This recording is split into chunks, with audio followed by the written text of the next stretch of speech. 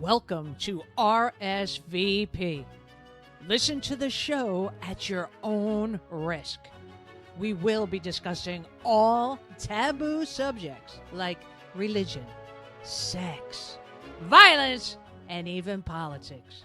You should be ready for controversy, disagreements, face-offs, and maybe some downright rumbles. Well, sit tight and get ready for this week's episode. And by the way, if you're squeamish about obscenities, don't listen to our fucking show!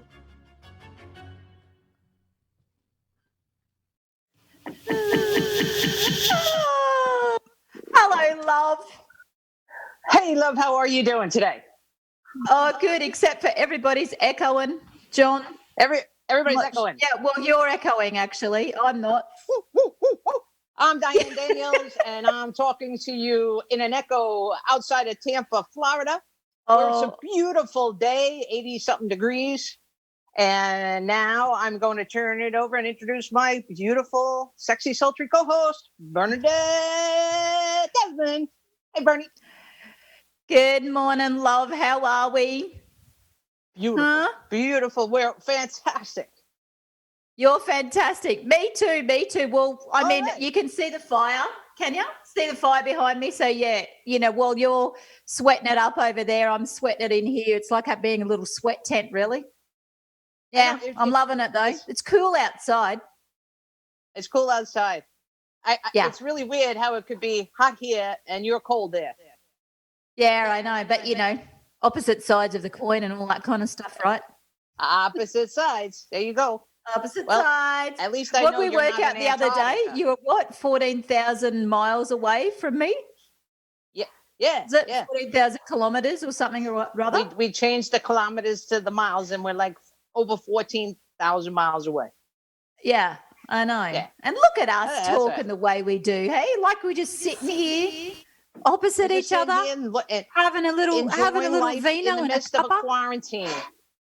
I In the know. midst of a fucking quarantine. We're doing Look, good.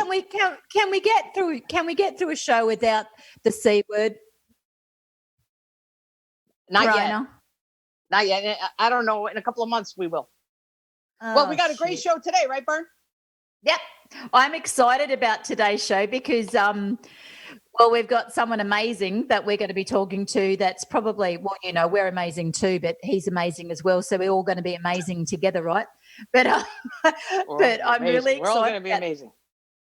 Yeah, So because today's our sex show. Today's our sex show. And today's our sex show. We're talking about sex, baby. We're talking about specifically, you and me. we're going to be talking to our master cauldron today. And we're going to be talking in the world of S&M today. Oh, I know. I mean, I seriously do not know anything or much about this subject whatsoever. So I am so intrigued, and I've been listening to Master Cauldron's, some of his podcasts, and I'm really intrigued about some of the psychological stuff that's actually related to BDSM. So I've got an absolute shitload of questions here. All right, good. That's good. Yep. We have less than an hour show, so we'll try to get in as many as we can. Okay, there, girl. Yeah, I know. I hope I haven't scared him off. Poor darling. That's all right. So I can't wait to get him on. But let's get some of the funny stuff out of the way. You got a funny picture for us? Yeah, I have. John, have you got that funny picture that I sent you up there about? This is about her name's Flossie, which I actually thought was quite interesting considering we're talking about sex. Flossie, since we're talking about sex and BDSM today. So now look, Flossie, God bless her. Her dog owner has been told how poor old Flossie, there she is, look at her, how gorgeous is she? She's a basset hound. Pretty girl. And I know, and look what she's got in her mouth. Isn't that just a lovely little toy? So God bless her. She found this in the woods, right? And she wouldn't let it go. And her poor owner had to walk like 2 miles with her before she could get it out of her mouth and get her home. And apparently it's Flossie's favourite toy. Oh no. And her poor owner was like hoping that she wouldn't, because it's a local neighborhood, right? So hoping that she wouldn't run into anybody that she actually knew. And of course, she met everybody else walking their dogs, and That they is were trying so to take funny. Flossie's toy away from her too. Hey, I'll but tell you. Flossie was not giving it up, mate. She was not giving that away. And I love the color. Listen. Hot pink is one of my favorites. You know what I would do if I was the owner? Every time a guy came over the house, I would bring her right in the room with that little freaking thing in her mouth and let them have a look at that. This is what happened to you if you're not good in bed. Right? This is what's going to happen to you if you come here. This is exactly what's going to happen to your little fucking package down there if you're not good. We're going to bring her on in. Flossie's coming in. Yeah, or if you're not going to treat me right, or if you come around looking for money or anything like that. Right. See this is what's going to happen to you. Mrs. Bobbitt has got nothing on Flossie. Nothing. Nice job, Bern. Nice job. All right, I got two for you. So the first one, it's a little diagram, and you got to, what is this? What is this? What is it? I don't know. What is it? What is it? When John puts it up there, what? Dirty mind individuals think dirty thoughts. Oh, yeah. Yeah. See? That is just that looks terrible that you even thought like that. That looks terrible. I'm not really, I'm a bit worried about the color of that tongue. Like that looks. The color of the tongue? How about the fucking color of the other thing? What are you worried about the tongue? The tongue looks fine. It's red and pink, whatever. What's wrong with that other thing? There's a lot of blood flow going to that tongue and not much to anywhere else, right? Yeah. A lot of blood. Oh, Lordy. All right. This one, I peed in my pants when I first saw it, okay? I can't. The thong. You know, thought I told you I was bringing sexy back. Sweet angel of death, please. I peed in my pants. Isn't that really good? Okay. So he's definitely not into BDSM then, right? Like he's not into anything with her looking like that. Yeah, carrying around a freaking Kotex and a thong. I think that she's missed her opportunity as a dominatrix, and old mate's going, please just get me out of here now. Please, kill me down. Take me now. Take me now. Oh my God. Again, I'm crying at this stage of our show, which is a good thing. I know. We just started. We're probably the only ones laughing. Nobody else is probably laughing at our funny jokes. We're not only the only ones laughing, we're the only ones listening. Oh, we're the only ones laughing. All right. Anyway, I got Flossie barking in the background over here. Flossie! Let me go get Colleen, shut her up, will you? Let me go get All right. Woo! Now that we got out of the way, we're getting into the serious subject of S&M now. Calm down. All right. Calm down now, because we've got to talk about something serious.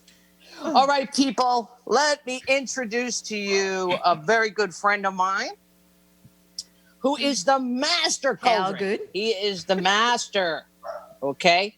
And he has a podcast called Cauldron's Crypt. All right. And that's with a K, Kuldrin's, and Crypt with a K, Krypt. And are you ready to begin your journey in the dungeon? If you are, then we've got the man for you to talk to. Okay. And this is Mr. Ryan Jackson. And I want to welcome you, Ryan, to R.S.V.P. Hey. How are you? I'm doing great, Diane. How you doing? I'm doing fantastic. Ryan. Good morning, brother. Or evening, I should say, to you, Guy. Whatever. Whatever. Just have another glass of wine, dolls. Come on. I got it. What are you slapping away there? What are you getting yourself ready for your BDSM thing, are you? I'm getting ready. I'm getting ready for all the motions and whatever else is going on. Ryan, where are you? Do you know what? talking to Do you us know from? what, Ryan? She's literally shitting herself. She's scared shitless. And I know that for a fact because we were talking with each other before the show, and I'm showing her my list of questions that I showed you, and she's like, see, look, she started drinking again now. She's horrified. All I said were 2 words, vanilla and chocolate, and that was enough to send her off. That was it. All right. Vanilla with sprinkles. Thank you. I hope that's something good. I don't even know what But she doesn't really want to know what it means. Let us know.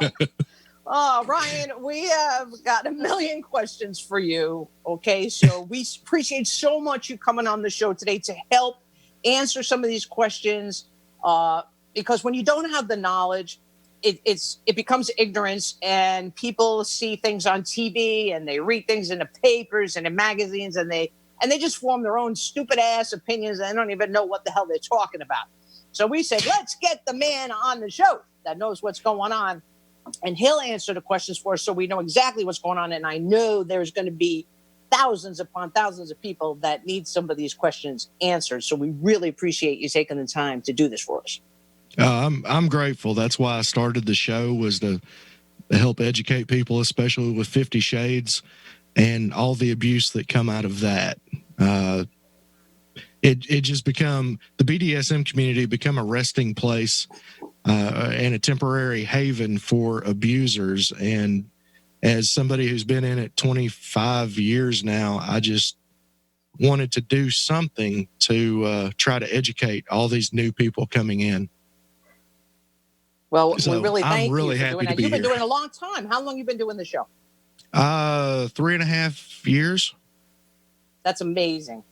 And you have a great audience following you on that. And it's a really important show.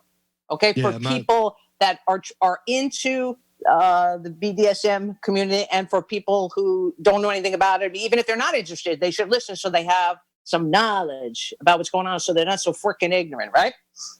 Yeah, the main thing that I really get into, if it was a drinking game, communication would be the magic word. That's your shot word. And that was what appealed so much to me when I was young, to get into the lifestyle. But I'm sure we can address that through some questions. I've got a few around that, just actually. All right, calm down, miss. You know what? Let me ask just the first general question, and then you can pour in with those questions, okay? I'm really She's got a list. You brought up the word abuse, though, right? Like, because that was one of the things that definitely did come out of 50 Shades, right? So all of these kind of like closet BDSMers all went like, oh, this is okay. Like, so it's okay to be into this. It's okay to talk about it, etc. And it was one of my things is I was going, okay, so that's going to attract people who are into like power and control, which from what I've listened to on your show is different to doms and subs and slaves and stuff like that.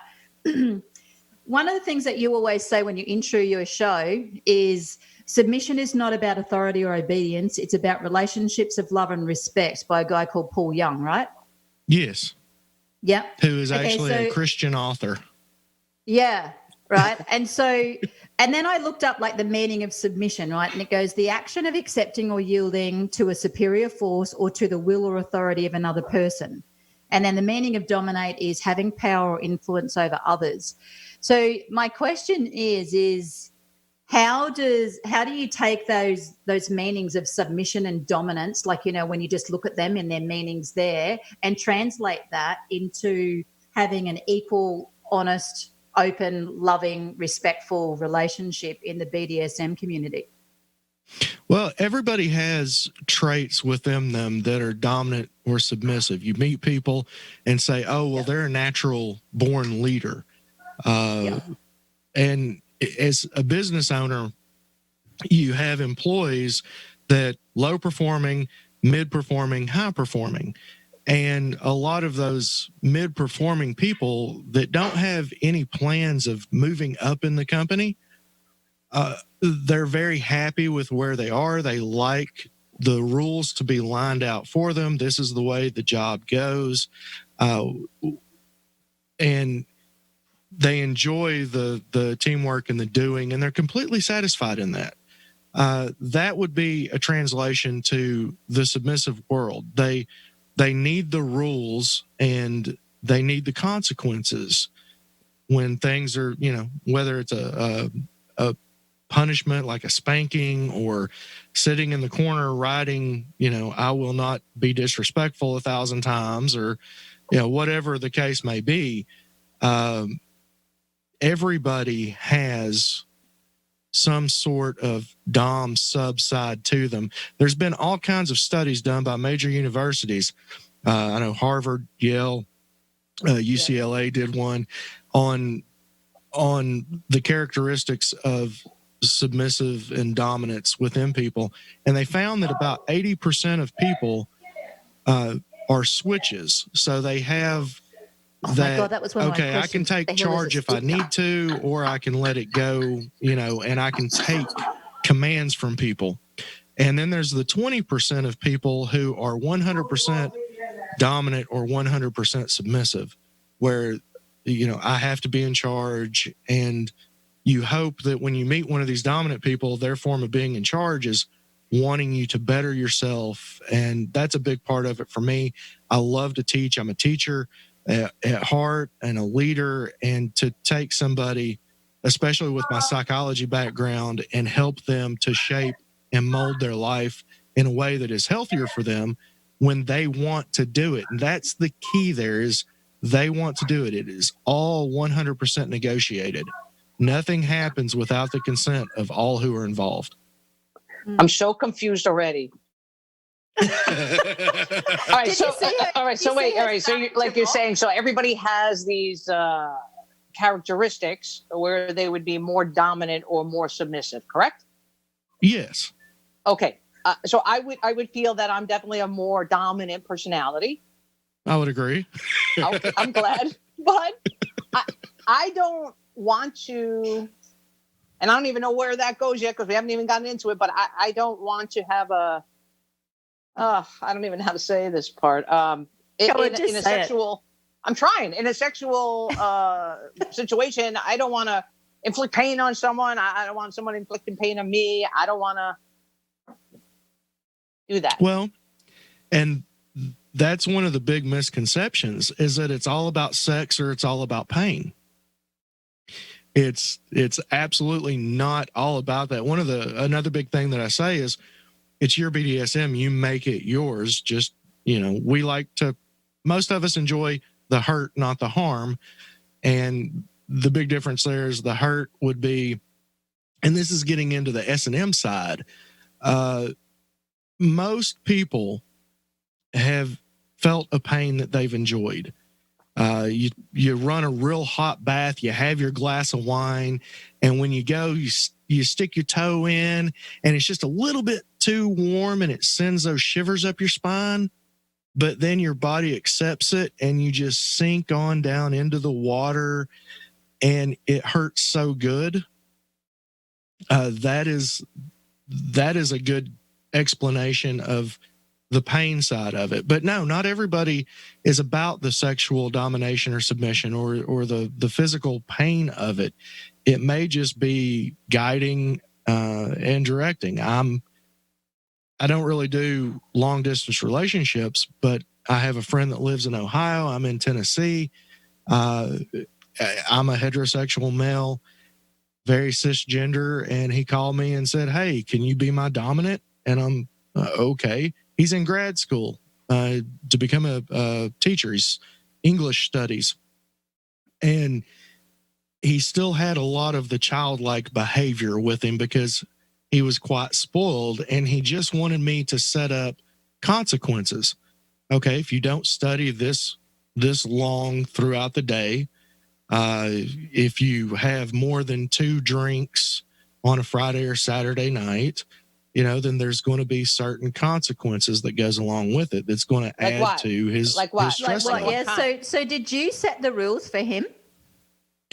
We discussed them. I first questioned to find out, okay, what exactly do you need? What kind of rules? And pretty much he came up with the rules on his own. I made a few recommendations. Some he said, "Oh yeah, that's a great idea. Let's do that." Others he said, "No, I've got that handled. I don't really need help with that." And also and then the did punishments. you work out the consequences together? Yes, absolutely. It is 100% communication. So it's like parenting a teenager, right? Like, so I'm in the field of counseling with teenagers and stuff like that. And that's one of the things that you learn, right, about parenting teenagers is like, you know, getting people to be self-responsible and self-regulating, like their own emotions and their own thought processes, is you sit down and you make them part of the process. So with teenagers, you'll sit down and they'll go, okay, I want to go to this party, et cetera, et cetera. And the parent goes, yep, all right, then no problems, you can go there. But what boundaries do you need to put in place to keep yourself safe? Right. Mm-hmm. And it might be, well, you need to text me when you get there, or if anything goes wrong. Safe words are a really big thing, like in parenting teenagers. So if anything goes wrong, then text me a safe word and my mom will come and pick me up. And then if I don't do those things, like say I don't charge my phone, then the teenagers will come up with like their consequences. Oh, well, you know, maybe then I don't go to a party for the next 4 weeks, etc. Oh my God, it just sounds like the same thing. Okay, well, Yes, Byron, this sounds totally. I don't understand. This is not your. Brian, are you trying to say that that's very similar in the BDSM community? That's similar. It's almost exactly the same. Okay. Only, Tell me you're not confused now, Bernie. Only as opposed to it being teenagers, it is adults that have recognized this own need or desire within themselves, and they choose to implement this on themselves by finding a person like me or being a person like me and finding someone who needs that commanding force in their life. Okay, so what were the consequences between you and this friend that needed you to be the dominant over him? What would be a consequence? Since he was an English major, writing was a big part of it. He kept a daily journal, and that's very big as part of the communication. Every submissive that I've ever had in my 25 years, I've insisted that they keep a journal daily. But he was into some pain himself, just mild spanking, but he was not really into degradation. So to make him have a Skype call with me and take a paddle and spank himself was incredibly humiliating and degrading to him. And it was one of the biggest motivators that he had to not break the rules.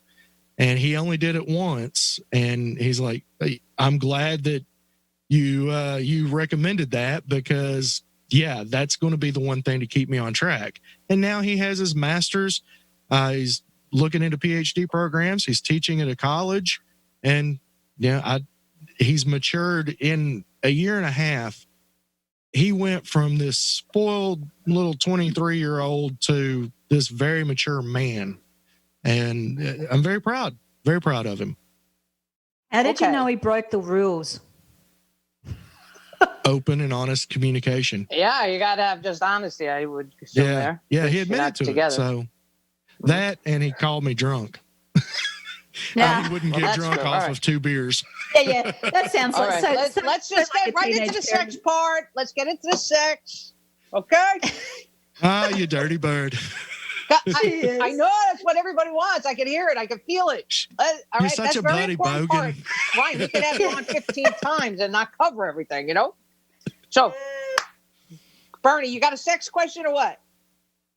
Yeah, so I want to know about your story. I want to know about your story about how you got into this. So, like, did you realize that you were into, I don't know, what did you call it before? Like hurt and, so what? Hurt and harm? Different? Yeah, hurt and harm, right? So, because in one of your shows, I heard you say that, like, you need your kink to survive. Yes. So how did you discover that you were kinky, and what was it, and what is the kinkiest thing that you've ever done or you've ever seen? Oh, God. And so talk about honesty, out with it. So to answer how I got into it, I met an amazing woman named Makita when I was 18. She was 22, and she was my introduction. Now, I'd always been kinky. I grew up in a household where it was extremely religious. Nothing was talked about. That's why communication is so important to me. Like, I lost my virginity, that imaginary thing, when I was 13, and I was 16 before I knew what maxi pads were used for, because I saw a commercial. I thought women couldn't hold their bladder. Nothing was allowed to be discussed or talked about. We had to turn the television off when those commercials would come on. And so, I've been sexually active for 3 years before I knew what this was about.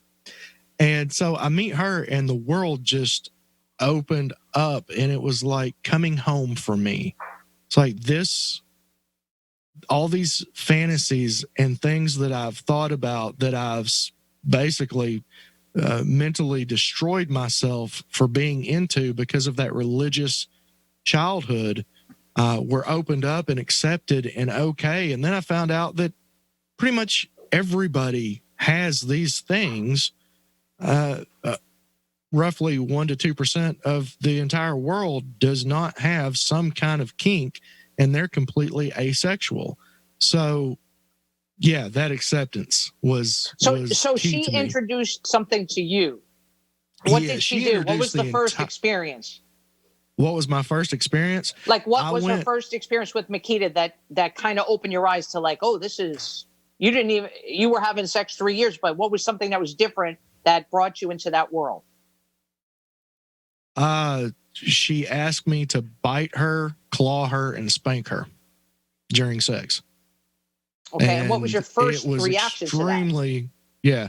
Well, this is in the 90s during the whole vampire fetish phase. Oh, okay. The first one. And she was big I must have missed that. Yeah. Well, in America, it was a huge, huge thing. And there was actually underground raves. If you ever seen the movie Blade, where it starts out and Wesley Snipes is walking through this basement area, blood's pouring from the ceiling. I kind of think of that. And she takes me to this underground rave in this warehouse district in Atlanta, Georgia. And that is where everything really, truly opened up. And I found out I'm a blood fetishist. And it was just. Okay, that means you love blood? Yes. It means that I am sexually. Don't assume we know anything. Huh? Don't assume we know anything. Being a blood fetishist means that you're sexually aroused by the sight of blood, smell of blood, or the taste of blood. Okay. Jesus. Yeah. Christ. Hey. Oh my God. He likes it. Yeah. I mean, there's tons of other things that I like. Discover that, Ryan? What did you do? How did you even discover that? What did you do? Bite yourself one day and go, geez, that feels good. I like the smell and the taste of that. Well, no, he just mentioned he was biting Makita. Is that how it started? Is that how you? Yeah, she and I were. I'll fucking take care of this there, bad girl. She and I were biting each other and drew blood on each other. And it was just an instant thing. Yeah. Oh, okay.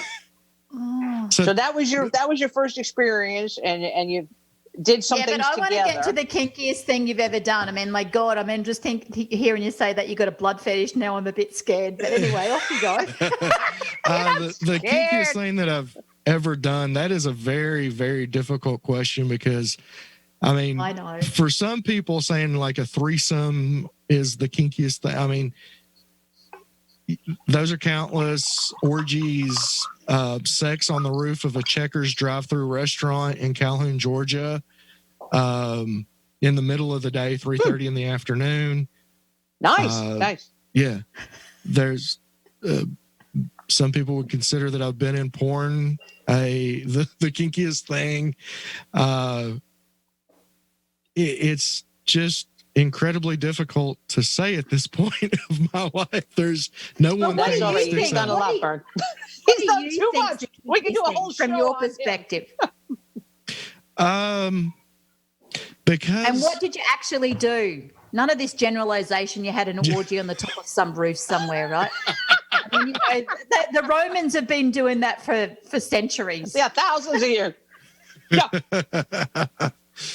Oh, I was at a party, and I mean, this is the last big party I went to. I played with 9 people. Impact scenes, needle scenes where you take syringe needles and glide them under the skin and back out and wrap ribbons around Wait a them. minute. Wait, time out. Hold that. Time. What's with the syringes? What? You take the on syringes, the needles screw on and off. Yeah. Well, you take just the needle part and you can poke that into the skin. You stay very shallow in the skin, run it through, poke it back out, and then you can like make corsets if you run them down people's backs and tie a ribbon around it to make like a corseted look and things of this nature. So, yeah. Did you do that to someone? You did that to someone? Yes. In fact, my submissive, that's one of her favorite things is needle play and knife play, where I'm taking a knife and I don't cut her. If I want to cut, I'll use a scalpel, but take the knife and just the back of it with the point and scratch around different areas. She gets highly aroused from that feeling. Instantly, she gets wet. Oh my God. I'm getting nervous. A scalpel. Oh my God. That is not for the newbie. So what about scarring? Like, what about scarring? Scarring is a potential risk. We practice risk-aware consensual kink, RAC for short. That means that it is each individual's person's job to know the risks of the play that they're about to participate in. It is consensual and it is or is not your kink. So. Okay, but you don't have this done to you, right? Or do you have it done to you as well? No, when I got started, when I was with Makita, because I was brand new and I liked the primal side of the biting and things of this nature, I tried to be what they call a switch, which is someone who both gives and receives. And it wasn't for me, especially being dominated. I couldn't do it. I cannot take being dominated by someone, whether it's emotionally, mentally, physically. It's just not my thing. So now I only do that to other people with one caveat. There's a thing called cathartic flogging. And that is more of a therapeutic side that has been going on for 10,000 years. There's, cave paintings of it. And mine is, I actually specialize in that. It's a service that I offer people, where I will take them and push them to the edge where it's a complete release, emotional release. They might end up hysterically laughing or, sobbing, doing that Oprah Winfrey ugly cry. But it is a huge emotional release that some people just can't get to without it. And for that, once every, 5 years or so, I will allow my wife to take a belt and belt me across the back to push me to that point of stress relief. That's a comparison to a runner's high. You push yourself and push yourself, and eventually you get high. That's another common way that people within the lifestyle explain this to other people that may not necessarily understand it. If you've been a runner, you know that you get to a point and it starts to hurt. You push yourself through that and you develop very much a high from it, a euphoria that is unlike anything else. All right. I never did the runner's high. I hate fucking running, so I don't have no runner's high. And I certainly wouldn't have a runner's high or beating me on my back high for sure. So, you know what? I could just imagine it. Like if somebody came at you with a paddle, like, you being your ex-cop background, you'd whip around with a pistol and that'd be the end of them. all right. So let's make it simple. I could definitely see Diane as being a dominatrix. I got lost now.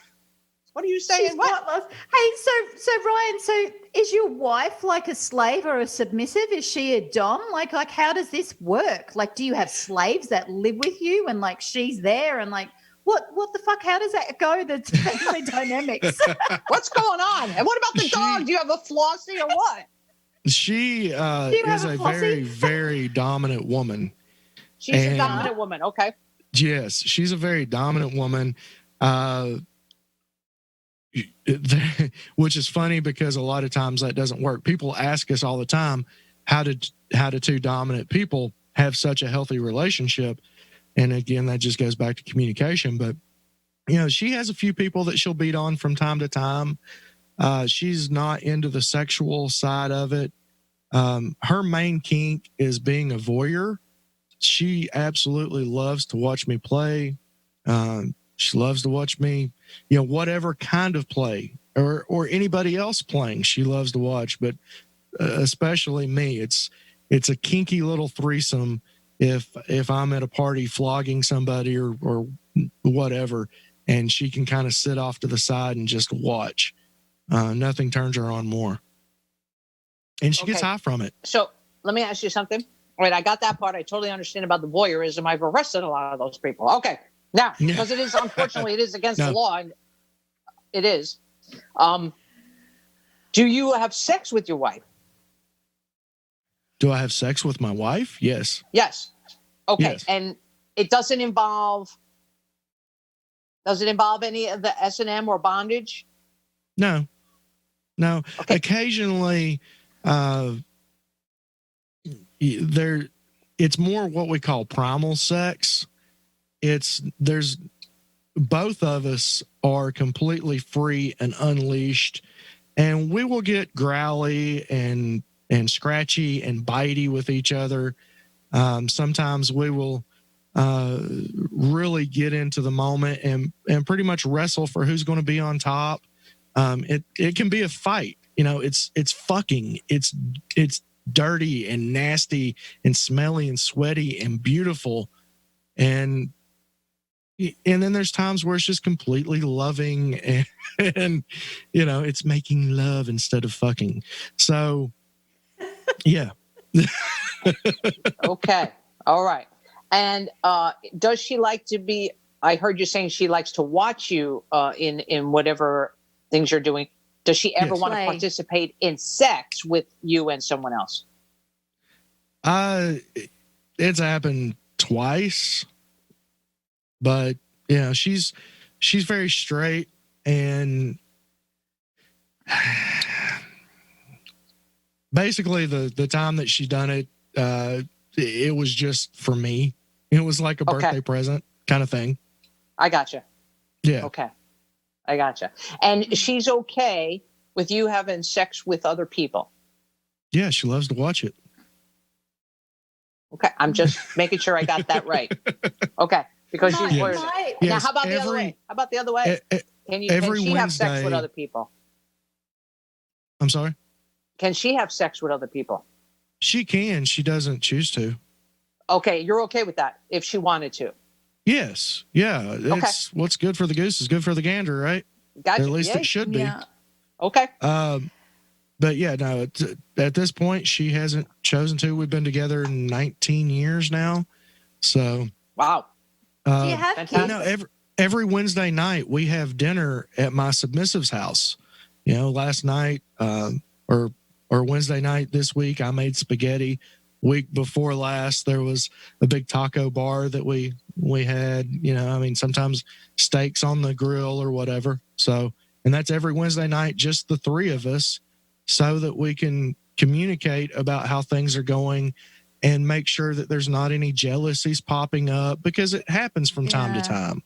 No matter how open and honest you are, sometimes somebody's going to need more communication or more time with me, or maybe them with each other and me off doing something else. Mm-hmm.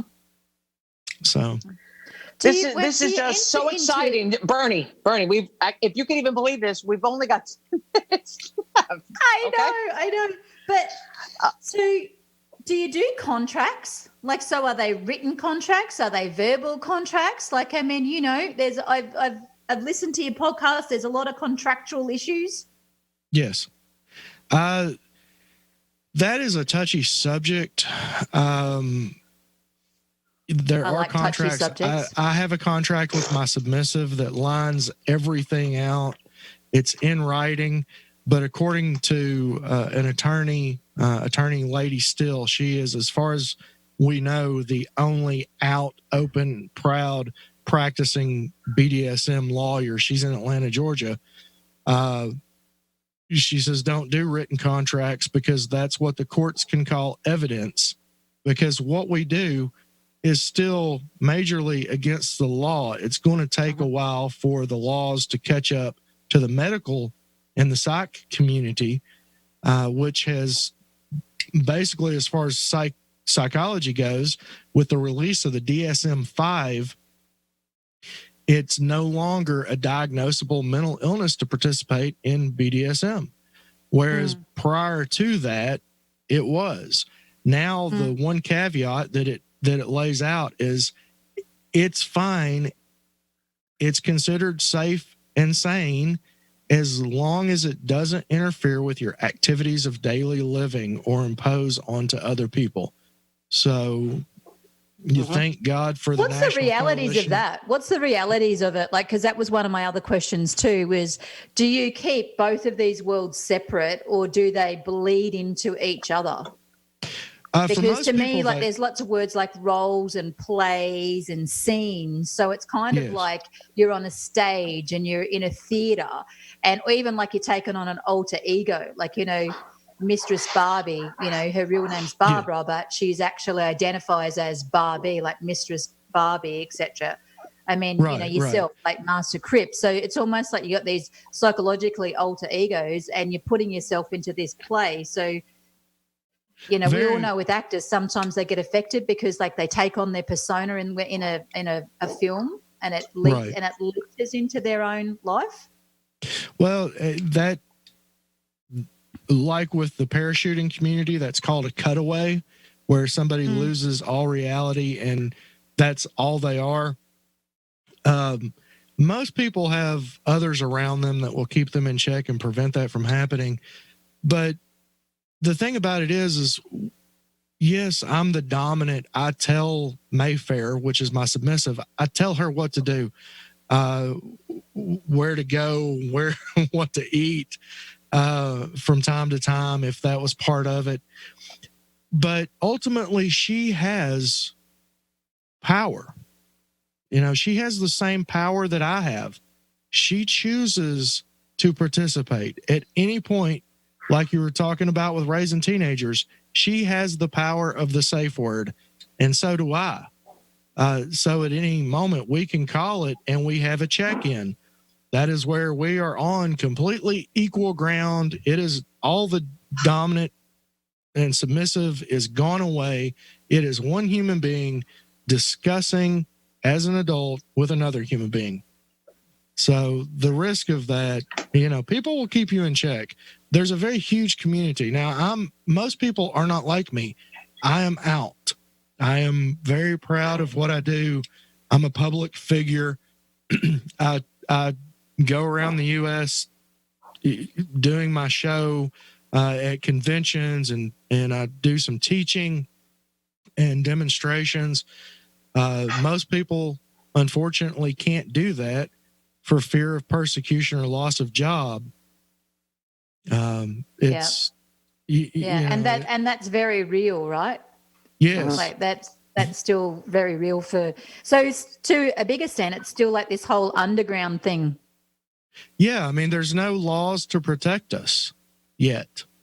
We don't have that same freedom, and that's what I was talking about. The National Coalition of Sexual Freedom has been one of the biggest players in bringing a lot of awareness to what we do on a political level and a medical level. They were the biggest player in having the psych diagnosis removed, just as they were many, many years ago, and having homosexuality removed from the DSM as a diagnosable mental illness.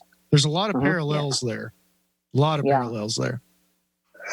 Brian, we could be talking to you at least for 3 hours. Believe me, I can't even believe we've already blown through the show. Okay, so fast. I mean, everything you're saying is so interesting, and we are so interested. And I know the audience is extremely interesting. We will probably have you back. You'll probably be our most famous person to come back. But I'd say we so. have I would two absolutely questions. We love to have come two back. questions from our audience that we'd like to ask you because we've got to kind of wrap it up.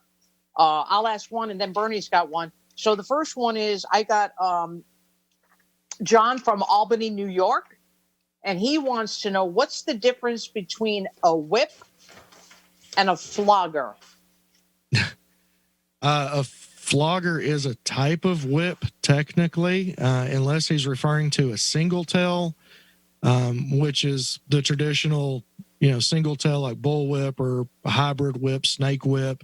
A flogger has several falls on it.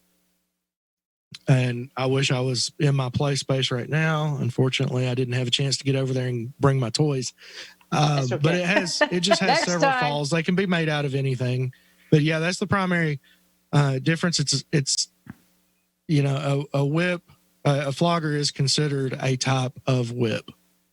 Okay. But there's also what most people just refer to as a single tail whip or a cat of nine. Okay. All right. And Bernie, you got one, right? Okay, so this is from Doris Day. Okay, now I'm assuming that this is not her real name. So Doris is from Toowoomba. Doris wants to know, how many slaves do you have? What do you actually get them to do? And do you get paid or do they get paid at any time for services rendered?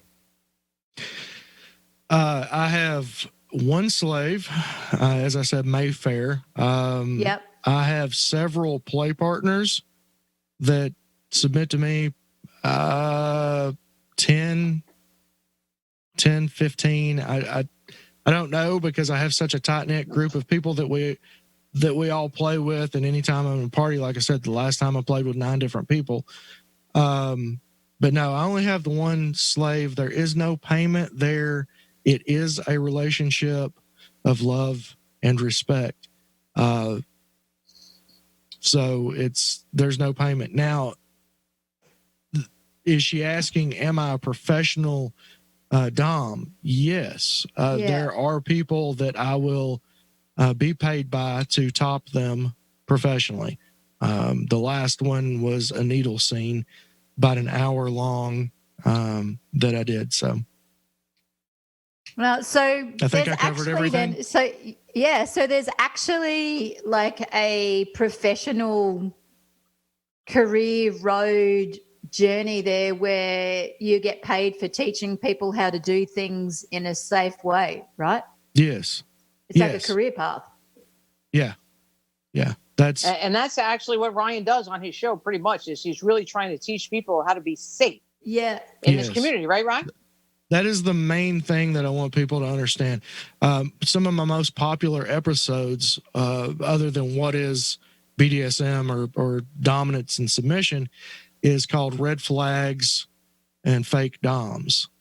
And it's a 3-part series that I did pointing out what to look for, the behavior in people who are just in it for sex, just in it to get a quickie and then move on. In the vanilla world, you call them players.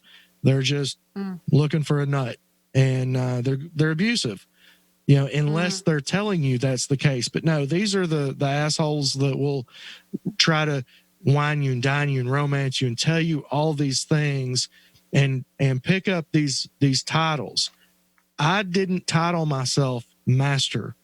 That was given to me by the community for my service, for my level of education, for what I continue to do. Now, at any moment, I can lose that title. It's not a one and done. You have to continue to deserve that title of master. So I see all the time on fetlife.com, which is the Facebook of the fetish community, where some little 21-year-old will get on there and call themselves Master Domly Dom Sir Big Dong Wannabang. Yep. And no, they're 21, but yet they've got 10 years experience. No, don't tell me that you got into this lifestyle when you were 11 years old. Right. That goes wrong right along with your 11-inch dick that you don't have. Exactly. Yeah. Unless it's made out of latex. I was just Or about to say, plastic. yeah. Unless they found Go what get Flossie had in her mouth. Flossie. Yeah. Is that tongue licking the hot dog? The Yeah. ketchup tongue. Exactly. Well, Ryan, I can't thank you enough for coming on here today. We will definitely have you back. I mean, the information that you provide is just instrumental for everyone. Okay, because Yeah. as you would call me a vanilla, I'm going to take that as a good thing. Okay? With sprinkles, though. With sprinkles, sprinkles. exactly. With sprinkles. The sprinkles represent those few little kinky aspects that you have. So That's we will what definitely vanilla have you back. sprinkles is. Because I know everybody's going to want you.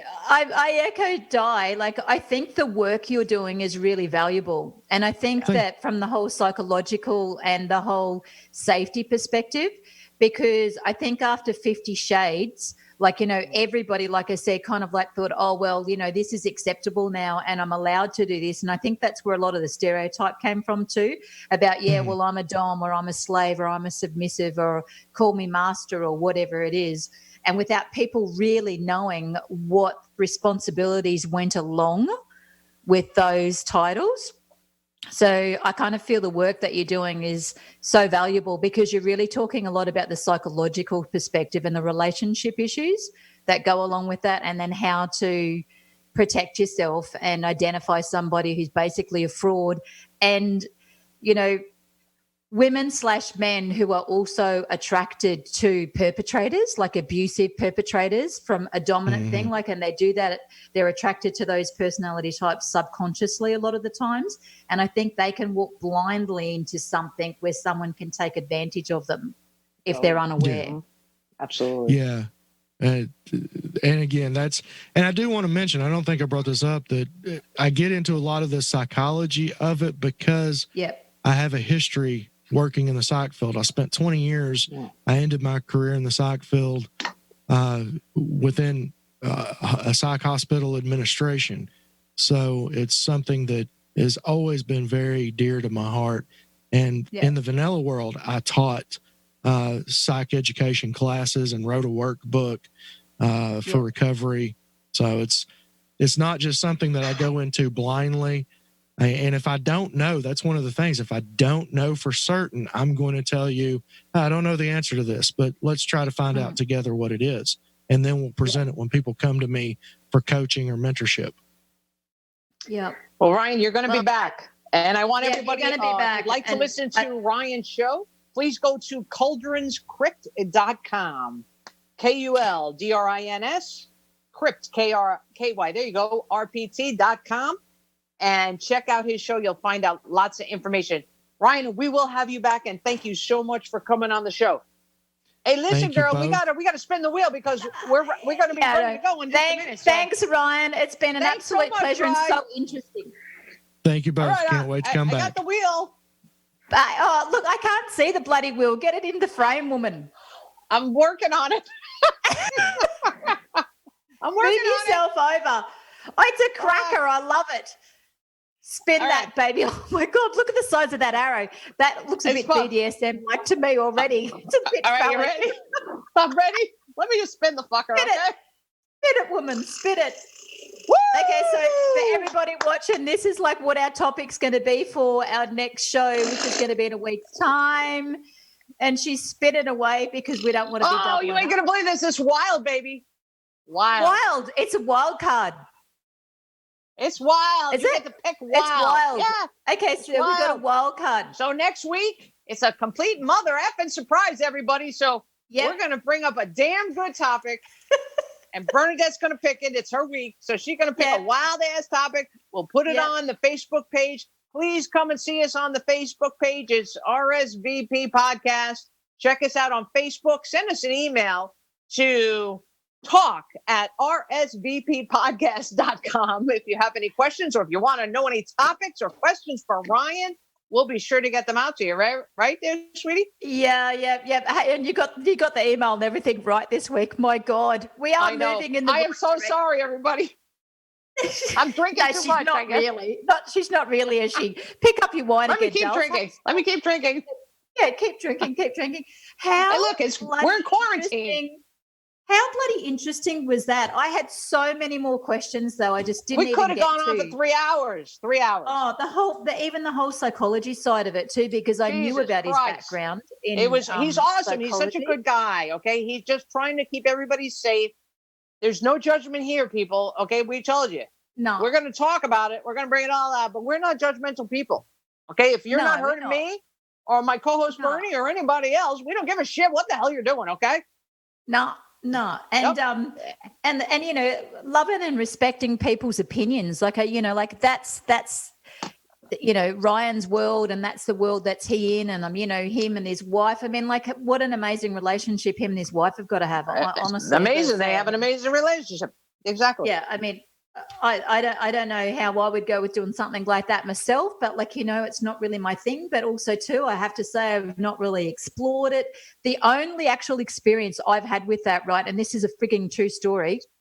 Sean and I were invited to a party from these people that we kind of knew through work, and we go there, and it's at this mansion place, right, and there must have been about 120 people there. It was a birthday party, right? The guy's birthday party. We walk in and, man, there are people with whips and bondage and no clothes on, and people making out with other people and all this kind of shit around us.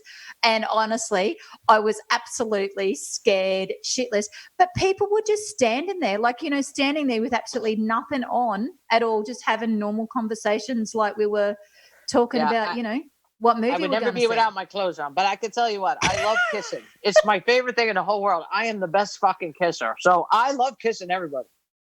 Oh my God, do you now? So you go do. to somewhere like that and you'd be kissing everyone. Kissing everybody. You tart, you. Hey, here we are saying we're not going to do any judgments and going, you tart, you. Oh my God, I didn't do nothing. There was no touching, no nothing. I was just watching and I was just amazed. And you're talking about me. I got vanilla with sprinkles. Oh, I know, you and your bloody sprinkles. I'd like to know about those sprinkles. Love. Ciao, Bella. See you next week. Love you. See you next. Welcome to R.S.V.P. Listen to the show at your own risk.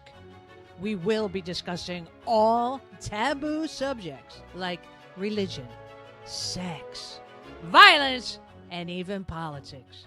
You should be ready for controversy, disagreements, face-offs, and maybe some downright rumbles. Well, sit tight and get ready for this week's episode. And by the way, if you're squeamish about obscenities, don't listen to our fucking show!